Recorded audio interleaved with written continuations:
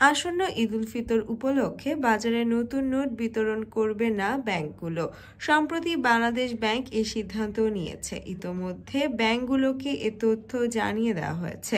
বিভিন্ন ব্যাংকে পাঠানো চিঠিতে কেন্দ্রীয় ব্যাংক বলেছে, আসন্ন পবিত্র ঈদুল ফিতর উপলক্ষে জনসাধারণের মাঝে নতুন নোট বিনিময় কার্যক্রম বন্ধ রাখার জন্য পরামর্শ দেওয়া হলো।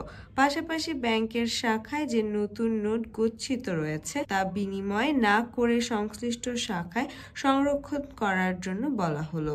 চিঠিতে পুনঃপ্রচলনযোগ্য নোট দ্বারা সকল নগদ লেনদেন কার্যক্রম সম্পাদনের প্রয়োজনীয় ব্যবস্থা গ্রহণের পরামর্শ দেওয়া হয়েছে। বাংলাদেশ ব্যাংকের কর্মকর্তারাও নতুন নোট পাবে না বলে জানিয়ে দেওয়া হয়েছে।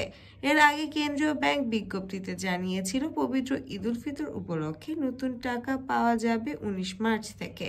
এবার 5, 20 ও 50 টাকার নতুন নোট দেওয়া হবে।